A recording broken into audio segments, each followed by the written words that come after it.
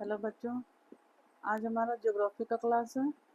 Lesson 4 seven का geography है। Lesson 4 lesson का नाम है धरातल के रूप बदलने वाले कारक बाह्य कारक। आइए हम अपना लेसन स्टार्ट करते हैं। हम जानते हैं कि पृथ्वी के धरातल पर परिवर्तन लाने में दो प्रकार के बल कार्य करते हैं। एक बल धरातल के अंदर कार्य करता है जिसे आंतरिक बल कहते हैं, तथा दूसरा बल धरातल के ऊपर में कार्य करता है जिसे बाह्य बल कहते हैं।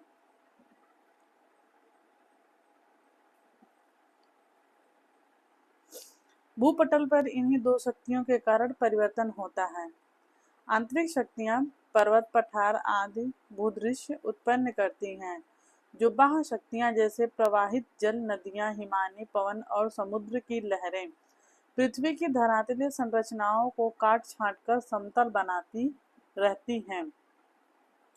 पृथ्वी की बाह्य शक्तियों द्वारा भूपटल के ऊपर तोड़ फोड़ की जाती है, जिससे टूटे हुए टुकड़ों को एक स्थान से दूसरे स्थान पर इकट्ठा करने की क्रिया को अनाच्छादन कहते हैं।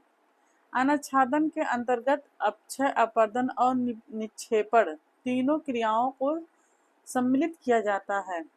ऊंचे भाग को अपक्षय और अपरदन क्रिया द्वारा समतल मैदान में बदलने की क्रिया होती है। अपक्षय और अपरदन क्या है, आइए इसे जानते हैं। अपक्षय के बारे में पढ़ेंगे।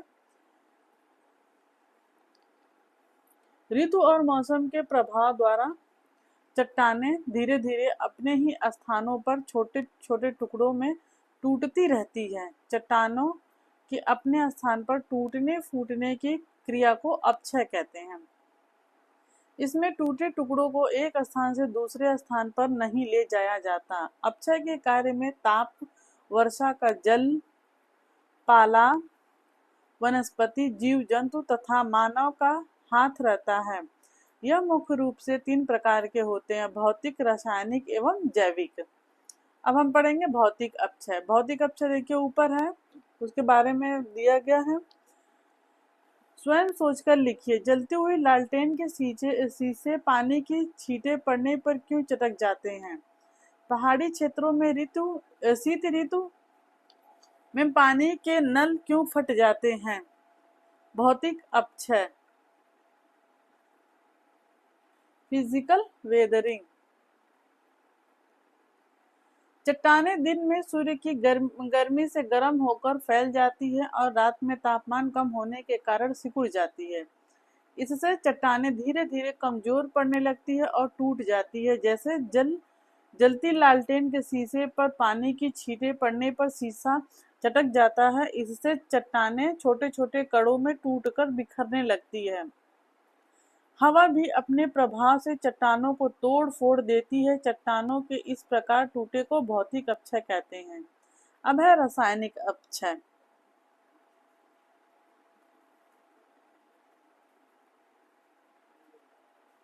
चट्टानों में अनेक प्रकार के खनिजों का सम्मिश्रण पाया जाता है। पानी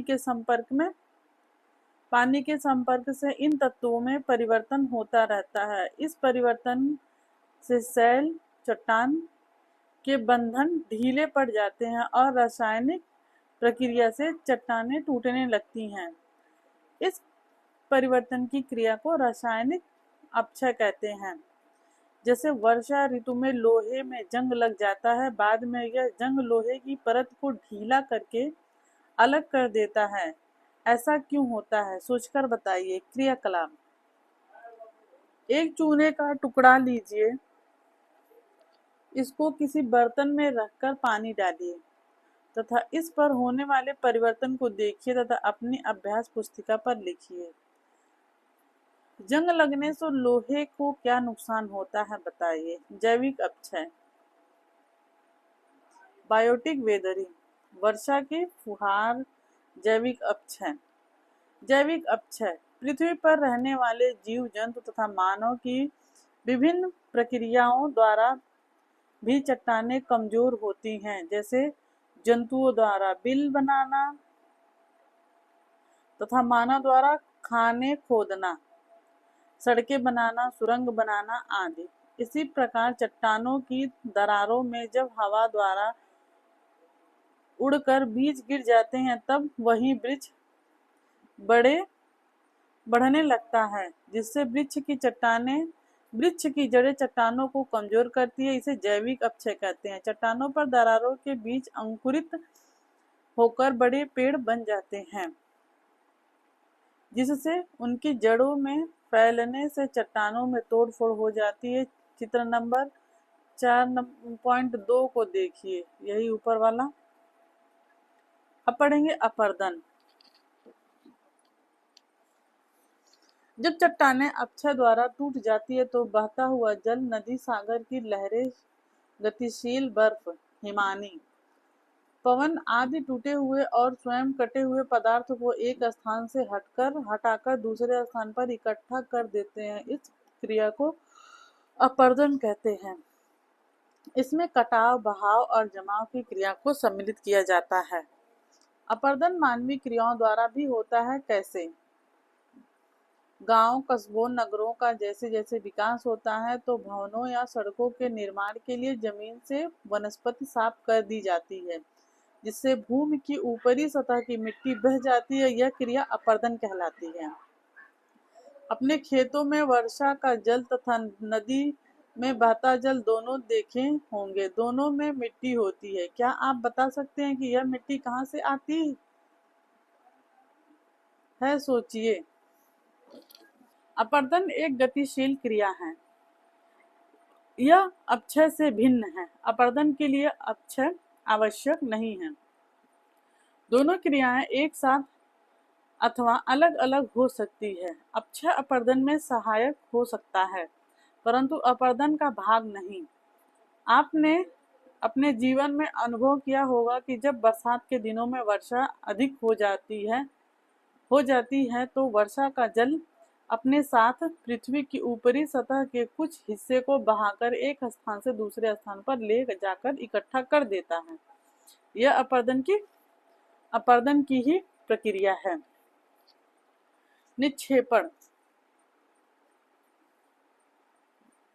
निक्षेपण अपर्दन का परिणाम होता है। ढाल में कमी के कारण जब अपर्दन के कारकों के वेग में कमी आ जाती है तो उनके द्वारा बहाकर लाए जा रहे मलबे का किसी स्थान पर एकत्रीकरण निक्षेपण कहलाता है।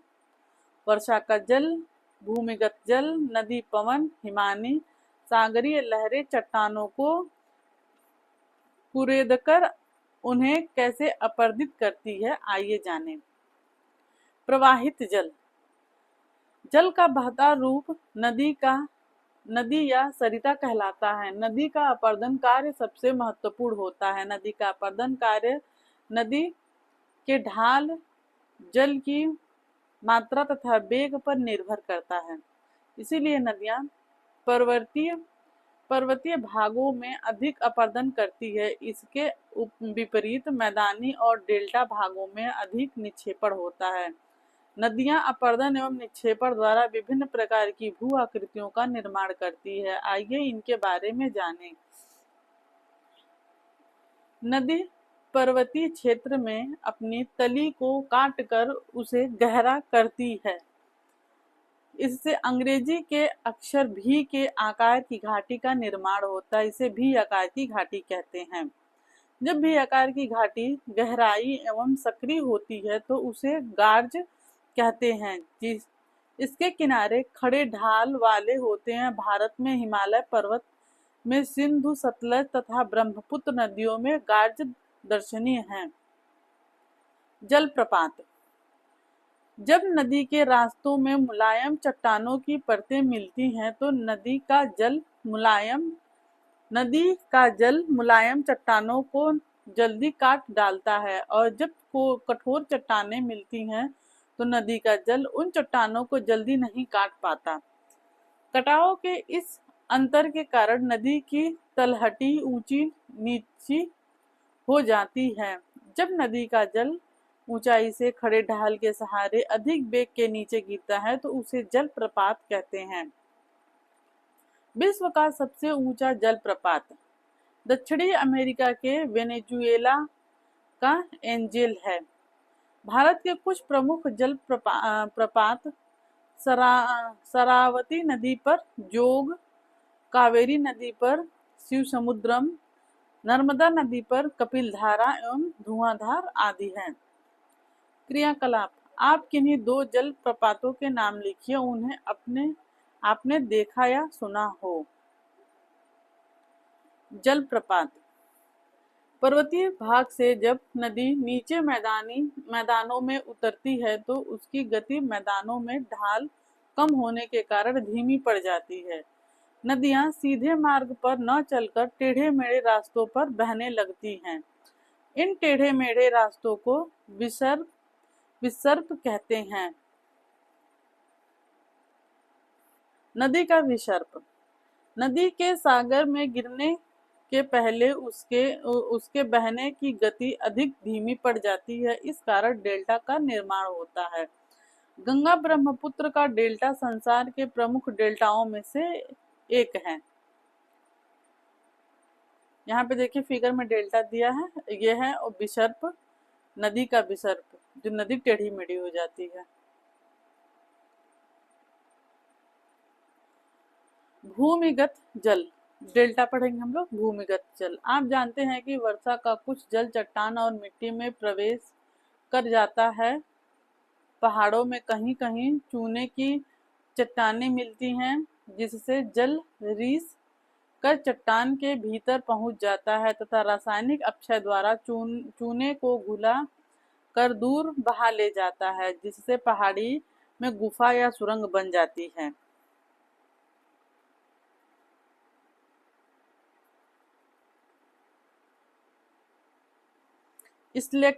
स्लेगमाइट, स्लेक्टाइट एवं हेलेक्टाइट। नीचे बनने वाली इस सुरंग की छत पर जहां पानी टपकने से चूना जमा हो जाता है, जिसे स्लेक्टाइट कहते हैं। इस स्टेलेक्टाइट के ठीक नीचे गुफा की सतह पर भी एक खंभे जैसा आकार, जिसका नीचे का आधार चौड़ा और ऊपर का आधार पतला होता है, बन जाता है। इसे स्टेलेग्माइट कहते हैं। कभी कभी यह दोनों आपस में मिले हुए दिखते हैं, जिसे हेलेक्टाइट कहते हैं। चूने की चट्टानों वाले क्षेत्र में ऐसी आकृतियां पाई जाती हैं जिन्हें कार्स्ट स्थल कहते हैं। हिमानी, ऊंचे पर्वतों पर जब कोई बर्फ का बड़ा खंड ढाल पर खिसकता है तो उसे हिमानी या हिमनद लसम्बपमद कहते हैं। पहाड़ी भाग में हिमानी सपाट चौड़े खड़े ढाल वाली घाटियों का निर्माण करती है, तो इनका आकार अंग्रेजी के यू आकार की तरह हो जाता है। पहले से बनी भी आकार की घाटी को हिमानी यू आकार की घाटी में बदल देती है। इसका ढाल खड़ा तथा तल सपाट एवं चौड़ा होता है। जब हिमानी चट्टानों को घर्षित कर उसका चूर्ण पर्वत के निचले भागों में जमा कर देता है तो उसे हिमोड़ कहा जाता है। पवन, आपने गर्मियों के मौसम में आंधी और तूफानों को आते देखा होगा, ये भी अपरदन की क्रिया करते हैं। आइए जानें। हवा एक स्थान से रेत उड़ाकर अपने साथ ले जाती है। जब यह चट्टानों से टकराती है तो धूल के कण चट्टानों पर टकरा कर उन्हें कुरेदते हैं, जिससे अपरदन की क्रिया होती है। मरुस्थलीय क्षेत्रों में इस प्रकार का अपरदन अधिक होता है। नीचे दिए गए चित्रों को देखिए और जानिए। बालुका स्तूप, बालुका स्तूप मरुस्थलीय प्रदेशों में जब पवन के मार्ग में कोई बाधा होती है तब पवन का वेग कम हो जाता है, जिससे पवन के साथ उड़ने वाले पदार्थ धरातल पर गिरकर बालू के टीलों का निर्माण करते हैं। इन्हें बालुका स्तूप कहते हैं। छत्रक शिला, पवन द्वारा उड़ाए गए बालू के कणों द्वारा अपर्दन का क्रिया धरातल के कुछ मीटर ऊंचाई तक अधिक होता है। इस प्रक्रिया में पवन निचले भाग को घिस देती है, परंतु ऊपरी भाग छतरी के आकार का हो जाता है, जिससे छत्रक शिला कहते हैं।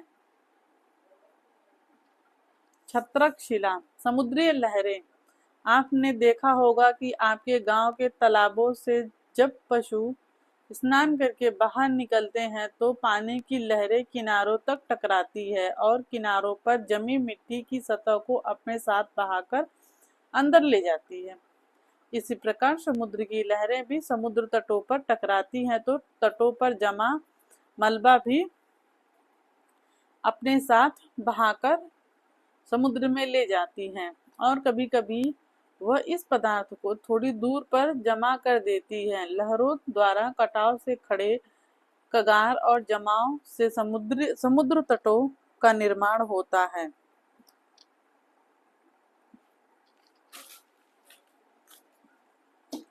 समुद्र की लहरों के तट पर बार बार टकराने से तट का निचला भाग कट जाता है, लेकिन तट का ऊपरी भाग खड़ा रह जाता है। यह या समुद्र की ओर झुक जाता है, जिसे भृगु कहते हैं। यहाँ पे है शब्दावली। गार्ज। पर्वतीय क्षेत्र में गहरी सकरी घाटी को गार्ज कहते हैं। विसर्प। जहाँ बहती नदी मोड़ बनाती है, विसर्प कहलाता है। यहाँ पे है नीचे क्वेश्चन आंसर। निम्नलिखित प्रश्नों के उत्तर संक्षेप में दीजिए। अपक्षय कितने प्रकार का होता है? जैविक अपक्षय से आप क्या समझते हैं? जलप्रपात कैसे बनते हैं? फिर है बालू का स्तूप क्या है, इसका निर्माण कैसे होता है? फिर है डेल्टा का निर्माण कैसे होता है? फिर निम्नलिखित में अंतर स्पष्ट कीजिए। अपक्षय और अपर्दन में अंतर।